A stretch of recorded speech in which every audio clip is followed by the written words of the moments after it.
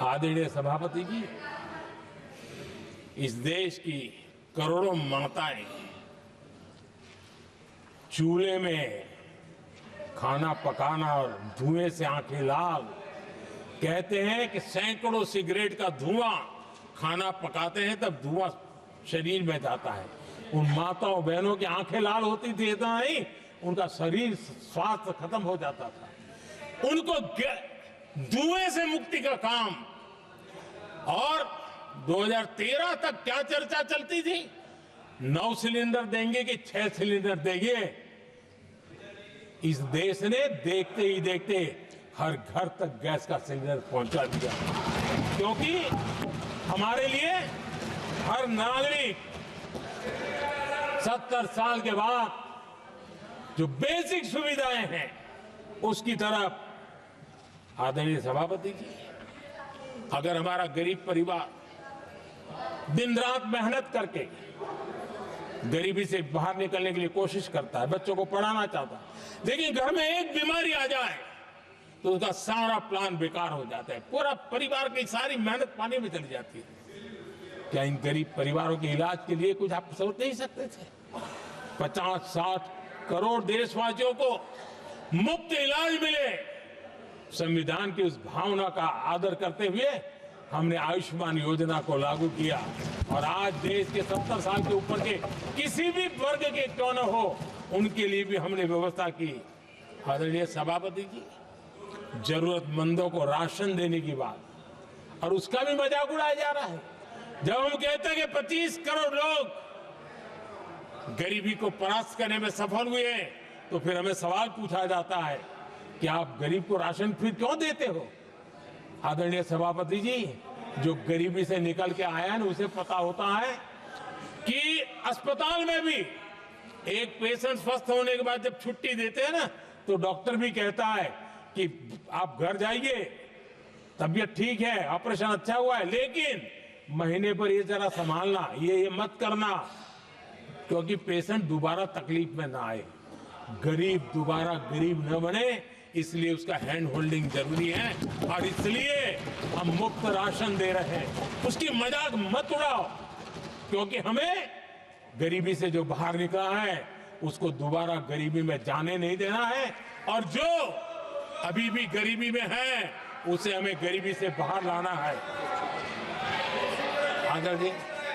आदरणीय सभापति जी, हमारे देश में गरीबों का नाम पर जो जुमले चले, उसी गरीबों के नाम पर बैंकों का राष्ट्रीयकरण किया गया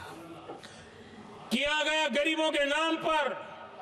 लेकिन 2014 तक इस देश के 50 करोड़ नागरिक ऐसे थे जिन्होंने बैंक का दरवाजा तक नहीं देखा था। आदरणीय सभापति जी, गरीब को बैंक में प्रवेश तक नहीं था, ये पाप आपने किया, और आज 50 करोड़ गरीबों के बैंक खाते खोल करके हमने बैंक के दरवाजे गरीबों के लिए खोल दिए। इतना ही नहीं, ये एक प्रधानमंत्री कहते थे कि दिल्ली से 1 रुपया निकलता है तो 15 पैसा पहुंचता है, लेकिन उपाय उनको आता नहीं था। उपाय हमने दिखाया। आज दिल्ली से 1 रुपया निकलता है, 100 के 100 पैसे गरीब के खाते में जमा होते हैं। क्यों? हमने बैंक का सही इस्तेमाल क्या करना, बैंक का सही उपयोग क्या करना। माननीय सदस्य मोबाइल नहीं देखें। आदरणीय सभापति जी, बिना गारंटी के ऋण देश के अंदर जिन लोगों को बैंक के दरवाजे तक जाने की इजाजत नहीं थी, आज स्थापित सरकार का संविधान के प्रति जो समर्पण है ना, आज बिना गारंटी वो बैंक से लोन ले सकता है। ये ताकत हमने गरीब को दी है।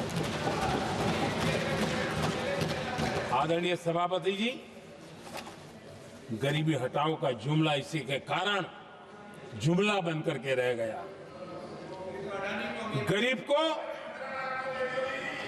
इस मुश्किल से मुक्ति मिले, ये हमारा बहुत बड़ा मिशन है और ये हमारा संकल्प है और हम इसके लिए दिन रात एक कर रहे हैं। जिनको कोई नहीं पूछता, इनको मोदी पूजता है। आदरणीय सभापति जी, दिव्यांगजन हर दिन संघर्ष करता हमारा दिव्यांगजन। अब जाकर के